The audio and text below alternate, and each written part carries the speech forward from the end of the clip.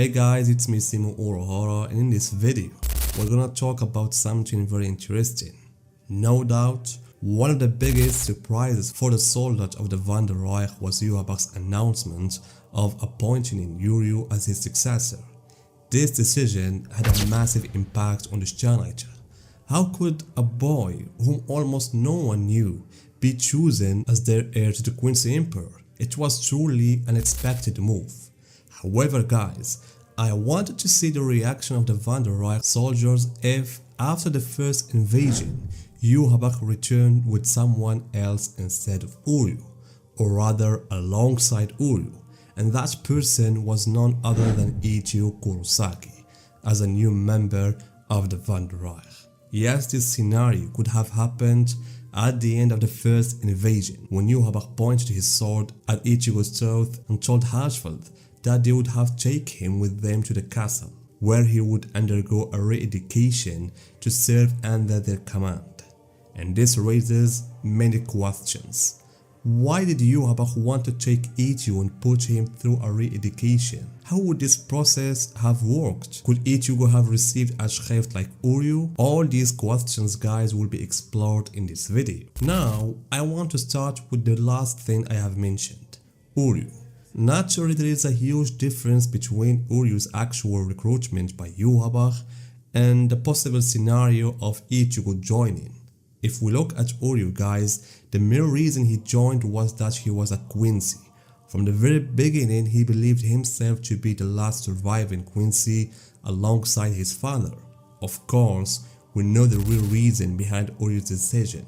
It was revenge. But from an outsider perspective, any Quincy unaware of Uryu's true intentions would say, yes, Uryu has every right to join the Van der Reich. For instance, Uryu had repeatedly expressed his hatred for the Shinigami, especially after what happened to his grandfather, believing the Shinigami had a role in his death. Even Mayuri's actions towards Sokin could have been a strong motivation for Uryu's decision to join the Van der Reich. Yhwach and Hirschfeld took advantage of all these factors to bring Uryu into their ranks. Now guys, let's talk about Yhwach's motives. Obviously guys, Yhwach was no fool. He knew that Uryu's real reason for joining was revenge, especially since Yhwach himself was responsible for Uryu's mother's death. But Yhwach had a strategy of recruiting individuals who pose a potential threat to his plans. But with all that, Uryu had a special place. Yhwach also attempted to recruit Aizen Sasuke, aiming to make him a part of his army. However, at the same time, Yhwach still considered Aizen one of the 5 greatest threats to the Quincy's. Most of the Quincy's were aware of Aizen as a dangerous enemy they needed to be cautious of. On the other hand, Uryu was unknown to the most of the Sternreiter. Only a few members knew him, like Quilge, and this made Yhwach's decision to appoint him as his successor and grant him a Schrift even more shocking, because Yhwach had already figured out why Uryu survived the Auswehren in the past and decided to awaken his true power through that Schrift. As Hirschfeld explained, Yhwach's plan was to keep all eyes on Uryu, ensuring that he wouldn't make any unexpected moves. Although Yhwach's actions toward Uryu seemed somewhat unclear for me, they were ultimately effective. What Yhwach didn't anticipate, however, was Hirschfeld's betrayal, because Hirschfeld's ability was indeed a strong barrier against Uryu's power.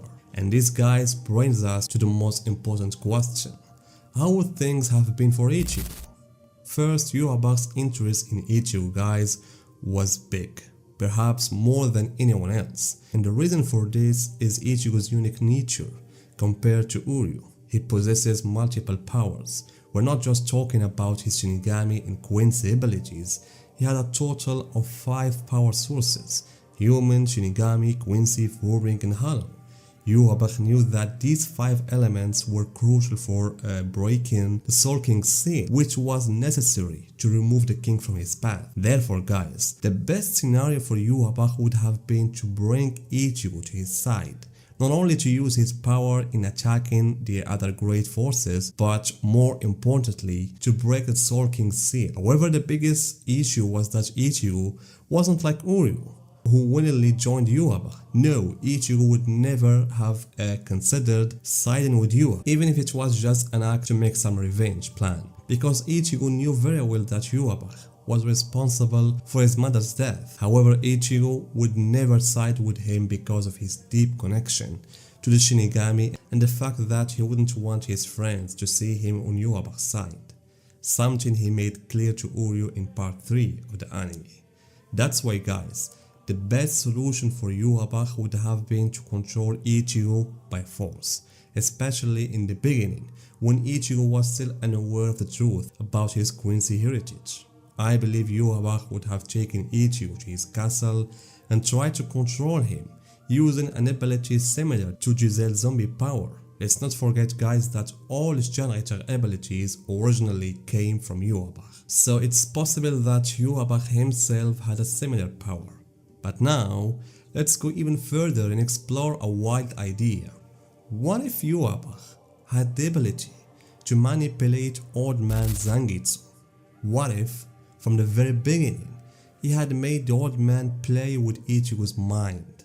I mean, right from their first encounter. Let's not forget, guys, that Old Man Zangetsu wanted to tell Ichigo his real name, which is Yhwach, and this could explain why Ichibi, the leader of Squad Zero, decided to cover Yhwach's name in black ink to prevent the possibility of Old Man Zangetsu revealing the truth to Ichigo. Even though personally I believe Old Man Zangetsu had no real connection to Yhwach and had his own independent ideology, separate from Yhwach's actual mindset. That's why, guys, I think the first thing Yhwach would have done if he had taken Ichigo to his castle was deal with Old Man Zangetsu in his hollow. Only then would he have tried to control Ichigo, and this is where the idea of re-education comes in, essentially rebuilding Ichigo's personality from scratch, instilling new beliefs in him as a Quincy and convincing him that the Shinigami were the true enemy. He could even have shown Ichigo real facts like the history of Ryu.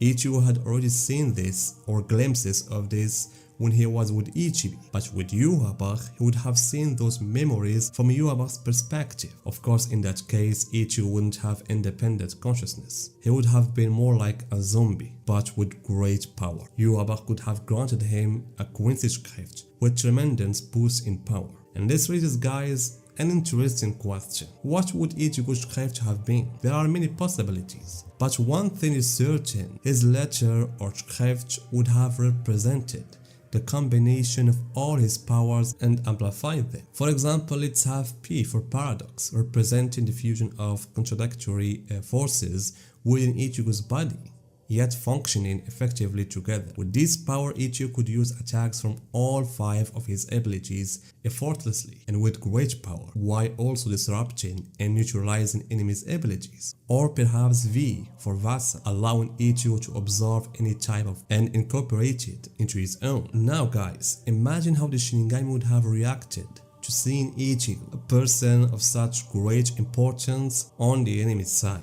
It would have been a complete disaster for them. Their primary goal wouldn't have been to fight Ichigo, but rather to find a way to return him to his original self. In the end, guys, what do you think about this possibility that we could have seen about Yhwach recruiting Ichigo to his side? Tell me, guys, your opinions in the comments, and see you guys in my next video.